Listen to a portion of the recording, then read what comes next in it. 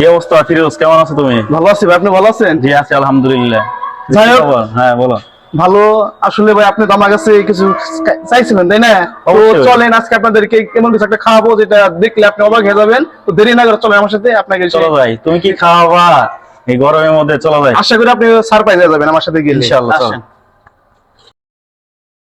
ভাই ওই দেখতেছেন না কাঁঠাল, এই কাঁঠাল আপনারা খাও।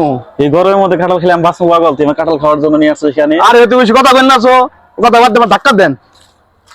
তুই তো মারবি আমারে। ওর আর মহিলা এই তো কথা।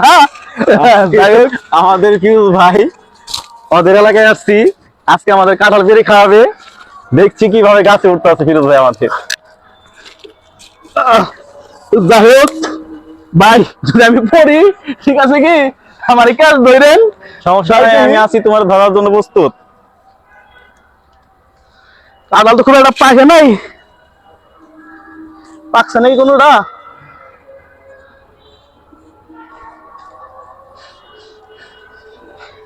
বড় ভাই আপনার ভাগ্য খুব খারাপ। কে আমার ভাগ্য খারাপ? কে কি হয়েছে?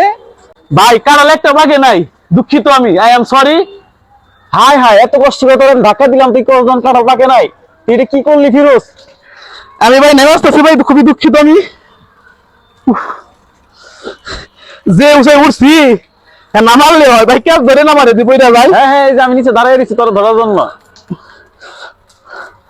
আল্লাহু আকবার, আল্লাহু আকবার, আল্লাহ আল্লাহ আল্লাহ আল্লাহ। অনেক কষ্টের মাধ্যমে উঠছি এখানে। ওরে বাপ রে বাপ।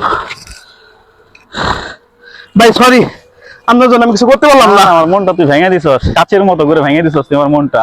দেখেন না কাঁঠাল কি খাওয়াইতে পারলি না? সবাই দেন, এই বাদ হয়ে গেছে। ভাত খেয়েছি পাকে নাই? না তুই পাইকে এটা বাসায় নিয়ে যেতি। দেখেন এবার খাই দিয়ে কি করছে ভাই। ভাই তুই আমার জন্য এত কষ্ট করছস। খারাপ লাগতেছে ভাই আমার এই কুকুর।